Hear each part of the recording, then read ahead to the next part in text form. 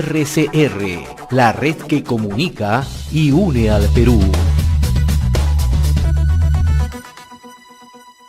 Seguimos a través de Enlace Regional RCR, Red de Comunicación Regional. Saludamos a esta hora al doctor Dimitri Senmache Artola. Él es el presidente de la Red Peruana contra la Pornografía Infantil, analista y consultor en temas políticos. Le agradecemos la amabilidad que tiene con RCR, Red de Comunicación Regional. Muchas gracias a todos ustedes por la conexión. Muchísimas gracias. Usted ha señalado, doctor Dimitri Senmache, que lo que ocurrió recientemente en Chiclayo con la violación y secuestro a una niña de 3 años es la punta del iceberg, ¿no?, que revela una serie de vejaciones, ¿no?, en la que se encuentran expuestos a diario miles de niños, tanto en el Perú como en el mundo, ¿no? ¿Qué es lo que está ocurriendo realmente? Exacto. A ver, en principio tendríamos que señalar que esto no es algo que suceda de manera aislada. El abuso sexual hace menos de 15 días, cuando se inician las clases presenciales, se da, por ejemplo, en Comas, el abuso sexual de un niño de 6 años por parte de un administrativo dentro del propio colegio. Lo que hay es que tenemos una sociedad no solamente peruana, a nivel mundial, en la que la exposición a la violencia ha sido tal que existen personas que llevan sus deseos, en este caso, sus deseos de abuso sexual, a la realidad. El pedófilo, esa persona que tiene la parafilia, que hace sentir deseos sexuales, atracción sexual hacia un menor de edad, logra cometer su abuso porque hoy tiene distintos elementos que le facilitan la cercanía y el control hacia ese niño. Hace menos de 2 años que hemos pasado la pandemia a partir del año 2020, y lo que pensábamos que iba a disminuir el tipo de delitos, uno de los delitos que más ha aumentado es la violencia al interior del hogar, y una de esas violencias es el abuso sexual, porque el agresor sexual de un menor de edad suele ser una persona muy cercana al entorno familiar, si no es un propio familiar. Entonces lo que estamos viendo es la facilidad que hoy tiene el agresor sexual de conseguir, de contactar a su víctima. Hoy, por ejemplo, las tecnologías de información, si bien han traído cosas muy buenas, y ojo, acá no es hablar mal en contra de las tecnologías, no en contra del avance tecnológico, a veces es imposible. El avance tecnológico está acá y está para seguir aumentando. Pero el avance tecnológico también ha traído consigo la facilidad que tiene el agresor sexual de ponerse en contacto con su víctima. Con toda seguridad yo le puedo decir a usted, imagínese usted cuando tenía 10 o 12 años, ¿quiénes eran su círculo de amistades? Los que vivían cerca de su casa, cerca de su familia, algunos familiares, y más nada, o algunos amigos de colegio. Pero ahora los niños tienen un círculo mayor que está relacionado a las redes sociales, y los niños no tienen la capacidad de comprender que en esas redes sociales se ocultan personas que están a la búsqueda del acecho de contactarlos para agredirlos sexualmente. Ahora nos encontramos frente a otro problema, doctor Senmache, ¿no?, que estos casos no se denuncian, por lo tanto no forman parte de un registro, ¿no? No se denuncian por muchas razones, entre ellas la revictimización, es decir, por ejemplo, cuando una persona es abusada sexualmente, cuando es un niño, quien tiene que denunciarlo es el adulto. ¿Qué pasa si el agresor ha sido alguien del entorno familiar? ¿Cómo lo va a denunciar?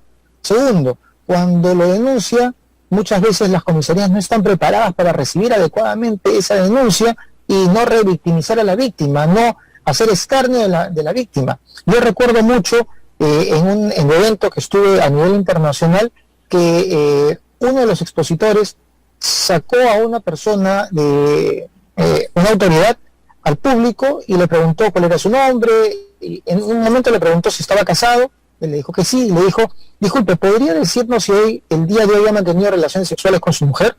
Y el señor se quedó casi helado, petrificado, porque era una pregunta fuera de lugar, en un ambiente abierto.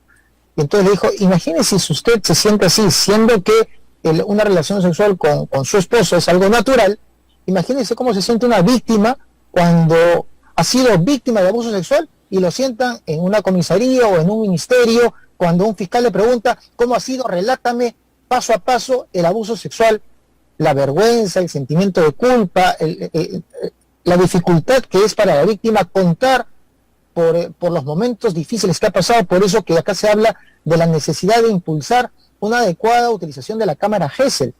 Acá se habla mucho de cámaras Gesell, pero si vamos a alguna comisaría y preguntamos, ¿existen cámaras Gesell en esa comisaría? En el Ministerio Público, en todas las cortes o en todas las sedes, existen cámaras Gesell que faciliten para que una persona que ha sido víctima de abuso sexual tenga que contar solamente una vez y no 20 veces a 20 personas distintas. Encima de enfrentar al abogado defensor del agresor para que señale que está mintiendo, para que señale que se expuso, para que señale que estuvo dispuesto, ¿no? Porque hasta el día de hoy se habla, por ejemplo, cuando se habla del abuso sexual de adolescentes, ¿no? La niña quería, la chica quería, pero si la chica aceptó ir, ¿para qué aceptó salir con ese chico? ¿Para qué aceptó ir a esa fiesta? Cuando estamos hablando del abuso sexual, y no se concentra uno en la víctima, sino se concentra en otras situaciones que, lejos de ayudar, lo único que hacen es alejar a la víctima del deseo de denunciar. Y eso sin contar el hecho del suplicio, que es el propio proceso, porque un proceso no es que dure de manera sumaria 2 o 3 meses. Por ejemplo, en este caso de esta niña que ha sido agredida en Chiclayo, de solo 3 años, se tienen todos los elementos para que esta persona no solamente sea procesada, sino rápidamente sentenciada. Pero con toda seguridad van a pasar 2 o 3 años para que finalmente tengamos una sentencia. O sea, un caso que puede ser sumario se prolonga y genera ya ese mismo nivel de desconfianza en la propia población. ¿Esto es así? Exacto. O sea, vemos que tienen todos los elementos para que rápidamente un juez sienta a la persona que ya habló, que ya aceptó su delito y simplemente se dé la sentencia que se tiene que dar. En el Código Penal, el artículo 173 sobre abusos sexuales de menores de edad, dice claramente que la única pena, no existe menor, la única pena es la cadena perpetua. La pregunta es, ¿cuántos de estos agresores sexuales están cumpliendo cadena perpetua en nuestro país? Ahora, lo peor de todo es que lo único que estamos haciendo acá es esconder la basura debajo de la alfombra, ¿no? Porque los establecimientos penitenciarios son otra realidad que nadie quiere conversarlos, ¿no? O sea, tenemos una sobrepoblación penitenciaria donde ninguna persona que entra a un penal entra para resocializarse, sino entra para empeorar. Es decir, ay Dios, aquel que entra a un penal, cuando sale peor de lo que entró. Entonces, no estamos hablando de manera integral cómo enfrentar este problema. Tratamos siempre, como si estuviéramos enfermos, ponernos un ungüento porque nos salieron algunas llagas y no nos preguntamos si tenemos alguna infección, si tenemos que hacer algunos análisis más profundos para ver de dónde nace esta enfermedad y cómo enfrentarla adecuadamente. Finalmente, doctor Senmache, usted mencionaba hace unos momentos, ¿no?, que la pandemia trajo consigo también el aumento, el incremento de estos casos, ¿no?, violencia sexual, abusos, ¿no? ¿Qué cifras se manejan? Por ejemplo, del año 2018 al año 2021, en 2018 estábamos hablando alrededor de 8.700 personas que estaban en establecimientos penitenciarios cumpliendo prisión por abuso sexual.